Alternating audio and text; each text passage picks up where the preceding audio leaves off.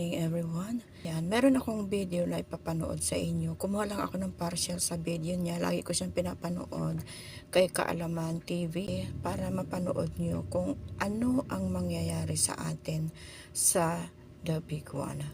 Alright, kung dumating man yun o hindi, Panginoon lang ang nakakaalam.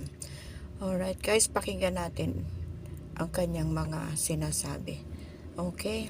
Yan, ito na siya. Maging sa iba't ibang bansa, sa iba't ibang layunin nila. Nagkakagulo sila, mayroong mga pagtitipon sa ibang lugar. Hindi mga Pilipino iba dito ha. May mga protesta sa ganito, may kaguluhan. Kasabay niyan, mga sunog, wildfire, lindol, tagguto, lahat ng bagay sabay-sabay na po nangyayari ngayon sa ating panahon. Kung kayo po nag-iisip sa panahon ngayon na kung ito ay aksidente lang o ito ay coincidence lang, nagkakamali po kayo. Dahil ito po ang tinatawag na nasa huling araw na tayo. Kumbaga malapit na po tayo sa araw ng sinasabi ng banal na kasulatan. Kumbaga ito na ang mga huling araw. Kapag yung religion na yon, nasasabi ko sa inyo, lumindol na malakas, mapipinsala sila. So ibig sabihin, hindi pwedeng mangyari na lumindol na malakas at madamay sila. No? Kumbaga sabi niya na may nakausap ako eksperto, hinug na. Hanggat maaari pwede mangyari ang The Big One. Hindi natin maasahan kung kailan, no? Kasi hindi kasi tumulindol na parang bagyo eh. Yung bagyo kasi alam natin kung paparating, kung kailan malalapag, maglalandfall. Etong lindol na to, alam natin may paparating, pero hindi natin alam kung kailan at anong oras. Tama ho? Kaya hindi natin pwede ito, mapaghahandaan natin sa mga equipment, sa mga sombrero, yung mga cup na mga sa mga pasilidad, pero yung mismong oras na mali mo, nagpapahinga ka o sa opisina, hindi mo alam, pwede mangyari ito. Ang namatay. Ganun karami po. 200,000 katao ang namatay. Hindi nyo ba alam na tupad sa hula ng Biblia yun? Nasa banal na kasulatan yun. Yung Indian Ocean earthquake tsunami. Saan mahigit? 240,000 mahigit ang namatay. Grabe to. History ito. Alam niya, search nyo yan. Nangyari ito doon sa Sri Lanka ba yun? Sa pagitan ng mga ganung bansa.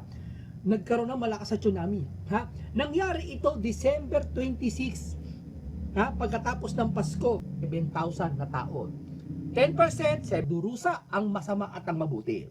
No? Hindi nyo magagawa yon. Makatarungan ang hukom ng buong daigdig. Sabi ni 9:12. Ang unang pagkaaba ay nakaraan na. Tama? Narito, darating pa ang dalawang pagkaaba sa haharapin. Masabi do sa Israel to?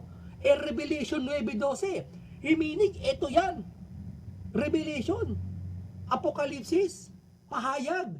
Sa magaganap, ito yan. Anong sabi? Ang unang pagkaaba ay nakaraan na. Narito, darating pa ang dalawang pagkaaba na haharapin. May dalawa pa palang pagkarating na harapin. Tanong, kailan naganap ang unang pagkaaba? Ito, kikilabutan kayo, may kinalaman ito kung bakit di magkakaroon The Big One. Ha? Dahil may isang bumangon na religion, dito nagsimula. Kailan ang unang pagkaaba? Ito, ang unang pagkaaba nangyari sa pagsisimula ng ika-7 tatak. Ha? Nang ihipan ng ika-5 anghel ang pakakak o trompeta, na ang katuparan nito ay ang naganap na unang digmaang tumiklab noong July 27, 1914. Ha? Alin? Hindi ko napapagkan sa inyo, pero gusto ko maging impact sa inyo. Yun ang religion na yun, nagsimula nung kasabay ng digmaan. Kaya itong religion na to, iingatan ng Diyos ito. Itong bayang hindi pinabayaan. Kaya ang religion na ito, siya sabi ko sa inyo, para sa Sodom at Gomora, may bayan siya na hindi niya gugunawin. Sabi ni Abraham, may nakita akong 50 na banal dyan, hindi ko gugunawin, sabi ng Panginoon. Ganon din ito, hindi niya papahintulot ang malindol alang-alang sa mga banal. O teka muna, baka sabihin, tao lang yan, banal yan. Iba nga dyan, masasama ugali. Hindi, iba ang banal sa pinapaging banal. Itinuring, hinirang. Iba ho yun. No? Kumbaga ako, lahat ng tao nagkasala, pinabaging banal ako sa pamamagitan ng bautismo. Nabautismoan ako, nabautismoan ka, halimbawa lang, nalinis ka na sa dugo ni Kristo. Pinabaging banal ka na. Kaya eto, naniniwala ako, hindi magkakaroon na Big One, hindi pa hihintulutan ng Diyos. Ang dami nito, 30. Sabi ng mga eksperto, 33 ang mamamatay. Estimated. Pero nakausap ko eksperto, at sa ibang bansa nabasa ko, more than 100,000 ang pwede mapahamak. At yung mga building gigiba. Kahit napakatibay daw gigibayan, hindi bababayaan ng Panginoon Diyos ang bayan niyang hinirang sa Pilipinas na ito. Ha? Ito, unang pagkaaba, yun nangyari pala. Ang unang naganap ang pagkaaba, yung nangyaring digmaan noong July 27, 1940, malawakan yun. Ha? Ito sinasabi sa Revelation 9, 4, 9 at 12 pa. At sinabi sa kanila na huwag ipahamak ang damo sa lupa, ni ang anumang bagay na sariwa, ni ang anumang punong kahoy, kundi ang mga tao lamang na walang tatak ng Diyos sa kanilang mga noo. At sila'y may mga baluti na gaya ng baluting bakal, at ang ugong ng kanilang mga pakpak ay gaya ng ugong ng mga karo, at ang maraming kabayo ay dumadaluhong sa pagkaaba. Ang unang pagkaaba ay nakaraan na. Narito, darating pa ang dalawang pagkaaba na harapin. Mga kamunti, natapos na ang unang pagkaaba. May binabanggit dito ikalawang pagkaaba na naganap darating. Pero kung babasahin mo yung talata, may mga karo, ugong, bakal, mga pakpak gaya ng ugong ng mga karo.